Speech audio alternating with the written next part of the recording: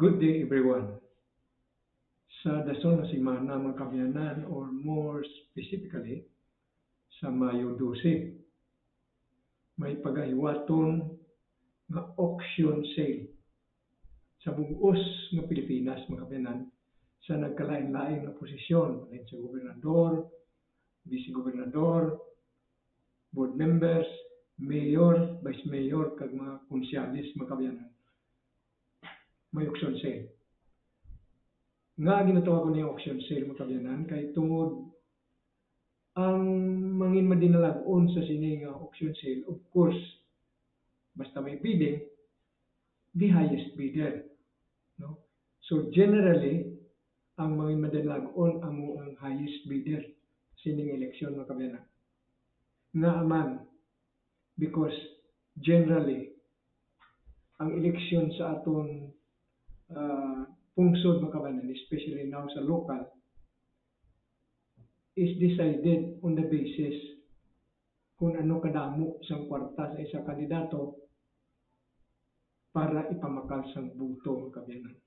So, it's more of auction sale rather than election ining palabuton ng Mayo 12, with exception of few towns and cities siguro mga kabyanan. No?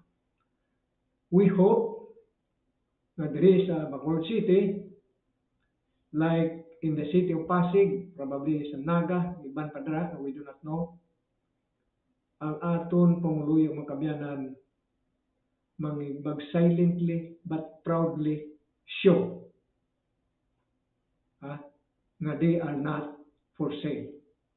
We are hoping na diri sa Bacolod ang aton mga pumuluyo magpakita ay silently pero proudly na hindi sila for sale. We are hoping matabo na. But generally, may suglano kita makabyan na pati sa baklanay buto. No? So kung may baklanay buto, makabyan, ang basis sa pagdaog among kwarta. Hindi ang qualification sa isang kandidato, hindi ang sinseridad sa isang kandidato, kundi gadepende sa kwarta, no? Na igastos ang kandidato para daw siya. So, amo na aton sitwasyon generally all over the country. It is sad commentary, pero amo na ang reality of today's politics sa aton sa Pilipinas. Siguro mamangkot kita nga ang tao, ang aton pumuluyo, ginabaligya nila ilang buto. Ginabaligya nila buto. Iniayan tungod sa kapigaduhon, do hindi maguro magkabyanan, kaya ining tag sila ni hindi siya mag-improve ang ilang pangabuhi. Ang kamaturon sila mag-uus pag ilang pangabuhi tungod nabaligya nila ang ilang buto. So hindi mo ning basihan mo kabyanan. Hindi siya mo basihan. Siguro posible nga rason sa pumuluyo nga nabalaan naman naton nga tawo ay man sila pilian kabyanan sa mga kandidato. So ang ila tendency is the lesser evil.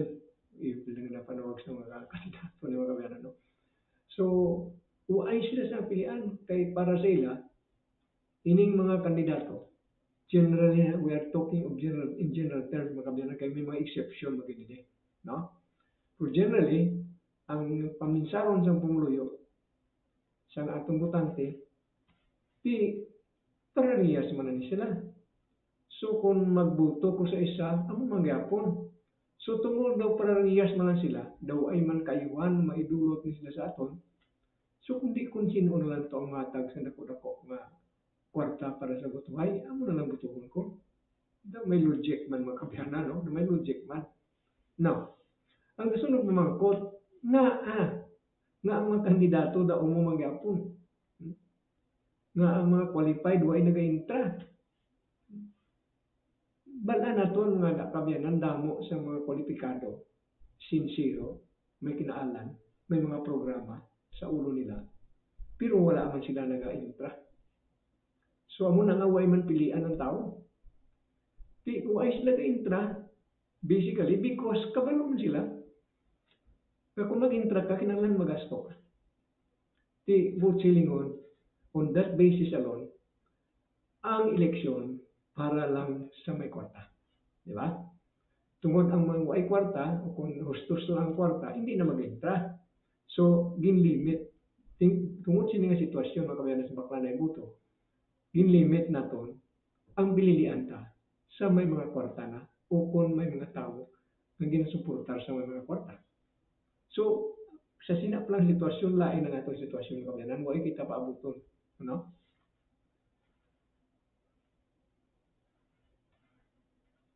So, ang kuwas ni daw, itlog ug manok ni, hindi mauna.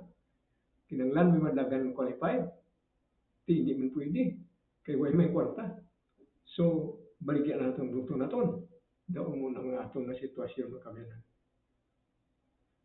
Ini bala nga sitwasyon naton forever na ni. Forever na ni nga amo na atong sitwasyon bakla na lang buto kada eleksyon. Way na ni ba na sa katapusan mga kabayan? Well, ang tanan may katapusan. Waay sang sige-sige lang, waay sang forever mga kabayan. Ang tanan may katapusan. Even good things may katapusan. How much more bad things may katapusan man. May ending gini siya mga kabayanan. Pero saan o? Saan o pa ng ending nato mga kabayanan? So, may ending ni siya na posible mayo.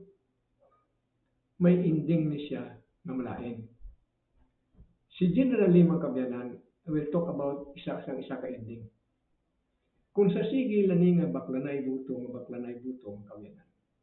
Ang matabo, kapila kadaway naman ni baklanay buto. Naaway ni baklanay buto. Kay ang mga posisyon, ang mga banwa, mga syudad, kalain-lain sa Pilipinas, mabot ang tinion nga kontrolado na ni sa isa ka pamilya. As a matter of fact, nakita ka na nasubong diri mga kabayanan. Kitaon na amat-amat na. Subot silingon kung ang isa ka lugar, isa ka banwa, isa ka syudad, kontrolado na sa isa ka pamilya, hindi naman kinanglan makaslabuto kabayanan, di ba? Ina subong ari na sa aton nga probinsya isuglan nata. For example, sa Sipalay, ti way na da sa makakontra sa ila, kung tungod nga way mas lang babasko nga kontrada, ti kundi way na kinanglan mga kalbuto, di ba? Way na kinanglan. So, mauntat na waklanay buto, tungod na kontrolan na sa isang pamilya, ang isang banwa.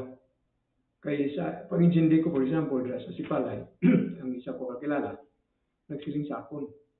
Masiling niya may isa ko da kakilala, na konsihal na siya for 9 years. Kag number one councilor. Nag-expire niya term, ang iasawa ng dalagan, konsihal magyapon. Number one man for the next 3 years, 3 consecutive terms. Pagkatapos, siguro nagbatyag man ng mga batok man siya, nagdalagan daw vice mayor lang, ay matayanan siya. Perde. Dason paging eleksyon, nagdalaga naman siya. Liwat, pagkakonsyal, perde na. Nga man, kontrolado na. Kagway na kinanglan baklanay buto, way na kinanglan makalbuto. Sa atong sitwasyon I think sa Cadiz, way na baklanay buto da. Kaya way na gani kontra ang mayor da, no? Sa San Carlos, daw amo naman sitwasyon sa San Carlos. I think sa Sagay, daw amo naman ang sitwasyon. Sa Pontevedra last time, subong na may babato, pero daw kasi subong medyo tayo nga binaklanay na, no? Kaya may mga nagbalato. Pero basically, ini nga mga banwa mga kabayanan, why not baklanay ito? So that's the end of it. So kung magamuni atong sitwasyon mga kabayanan, kung namuni atong sitwasyon, galala ang atong sitwasyon. Ang second nga matabo, na may general hopelessness na ang mga pumuluyo sa Pilipinas. Kung maglantaw ka naman sa national level ng politika, doon paging ka ma-frustrate ng kabayanan. Kaya iniway man na baklanay tani, protektan. Ang atong pumuluyo, hindi tayo maintindihan. Ang nag-leading, ang kanday, supposed to be, nagbigat si Padilla, no? Subong, kanday Villame, kanday Tulpo, to klabanan ng mga kabyanan. Amo na ni.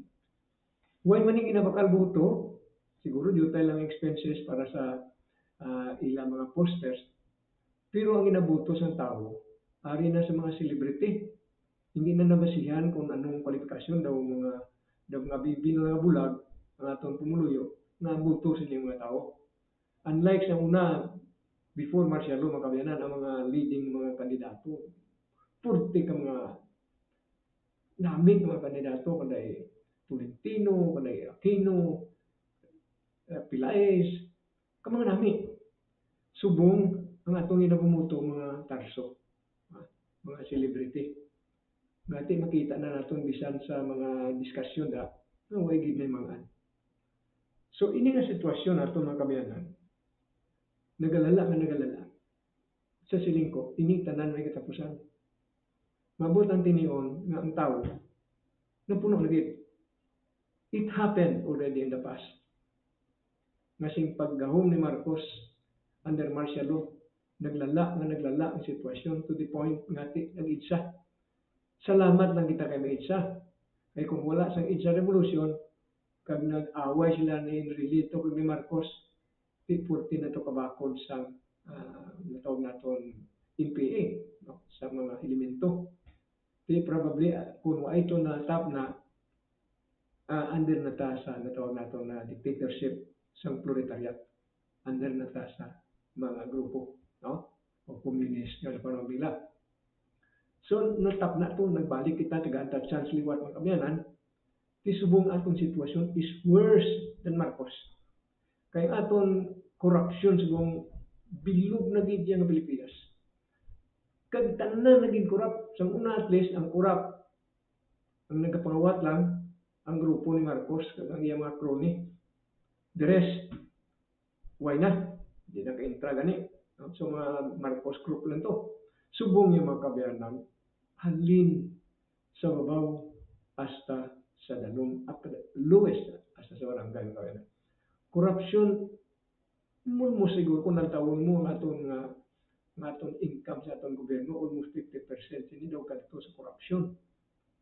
So kung mag-amo sini mga kabyanan, mabalik kita ng tao mangin frustrated na. Anong problema ta dira mga kabyanan? Ako ka problema ko kay daw kadulom sa palabuton sa aton mga kabataan. No? Unless kita magreforma.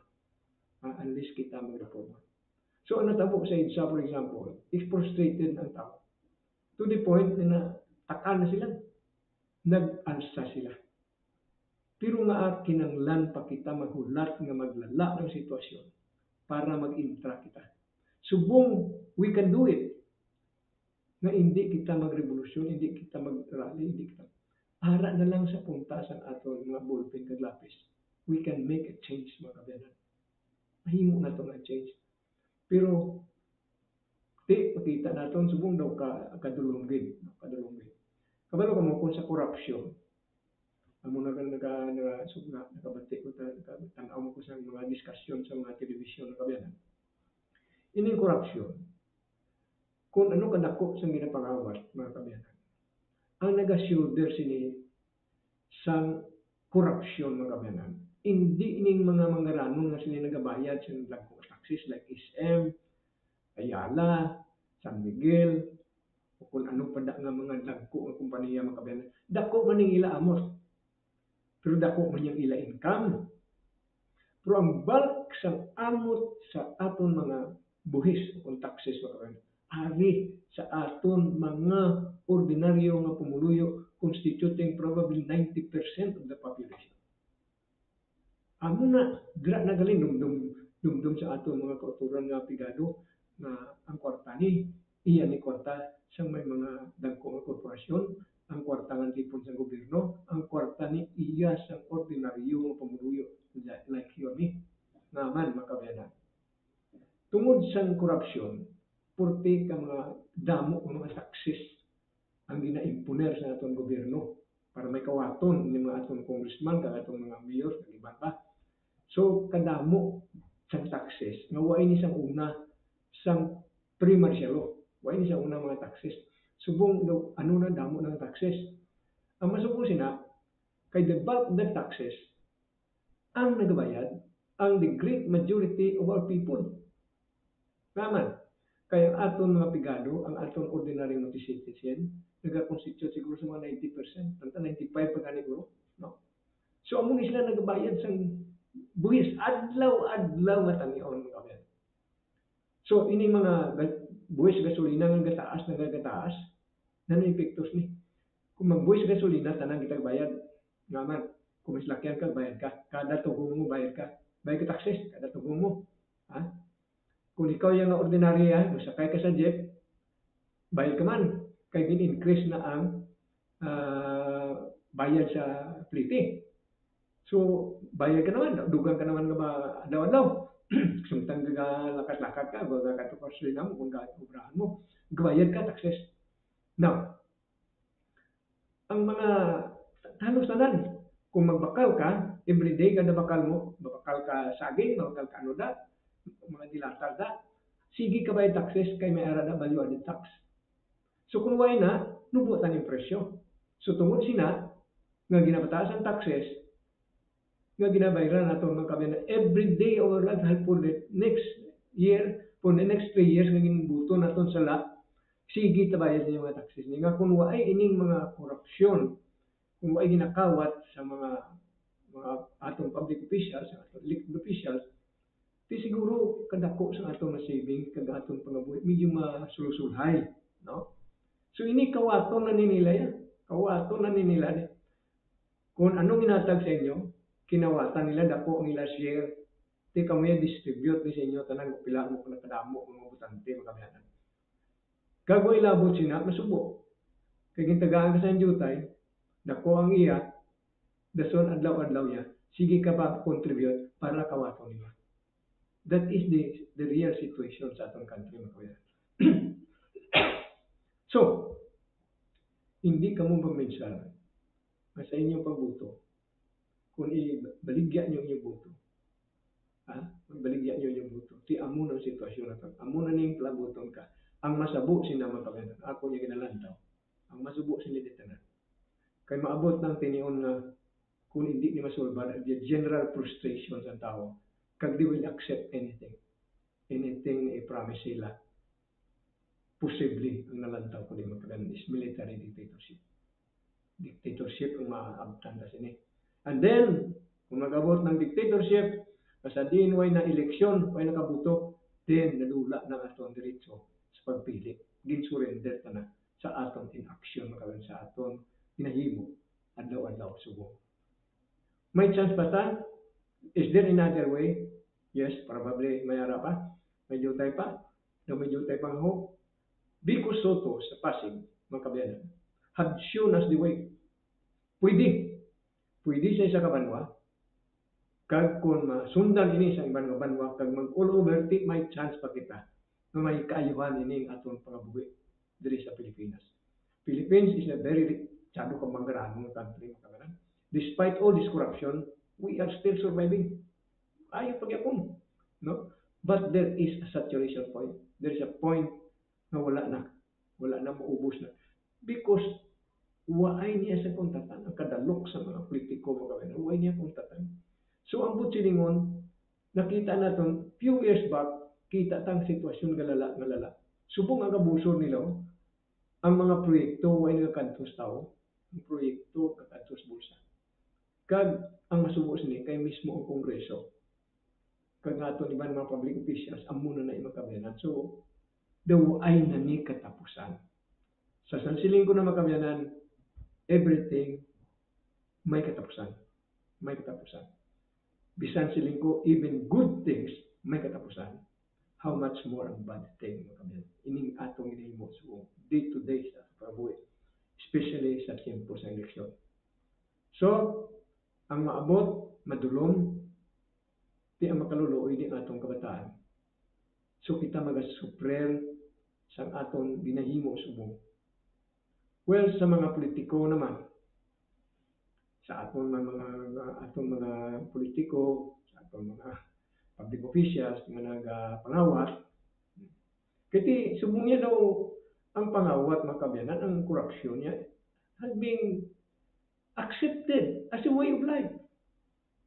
Way na taga-kasyak kung kapangawat sila. Way na taga-kasyak kung ano ka overprice ang inabakal. Way na taga-pangaki. We have accepted ang aton sitwasyon mga kabyanan. Ris bakulod kag sa iban pa man nga mga kabanwanan.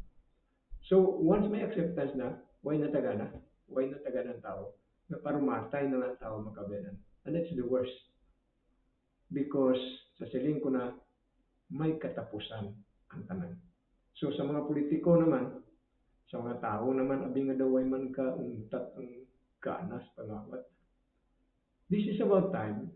Ang kwarta hindi na man ninyo ni madala. Sometimes ang imo pangawat, nagahalit man sa pamilya mo, ang bata mo, ang mo, ang iyong life, hapos mo. Basta hapos ang life, malain ang resulta mga kabayan. Malain ang resulta. Hindi nyo ni madala ang kwarta nyo. Anong dungo nyo na I hope mag-change ka mo, ti ambot sa inyo, kung di ka mag-change, why na po dahil pakit, no? Ako yung we just live a simple life. May joy ka man sa simple life na, no? Hindi man ni ang kwarta ang nagpakalipay sa tao, no? So, kung may kwarta, basta anything bad, may balos gina siya. For every action, there is equal and opposite reaction, mga kabilang. A bad thing will not result in a good thing. Mga naparamdaman natin. So, sa mga tao na purting pangawat, kabay pa nga untatan nyo na. Untatan nyo na. Kung ikaw public official, kami mayor ka, nalambot mo naman yung structure mo, nakadamon pinangawat. Kaya ba it's about time na siling ka nga, abilang taon ko naman ako ligasiya. Ang panungdumon ko sa tao. So nakita sa mga kabyan na siling ko daw ka, dulong lagi. Pero medyo tayo nga light kita nakakita at the end of the tunnel. Biko Soto is the light na nakita ko. Kaya dito sa Pasig mga kabyan, Biko Soto nagdalagan konsyal primero.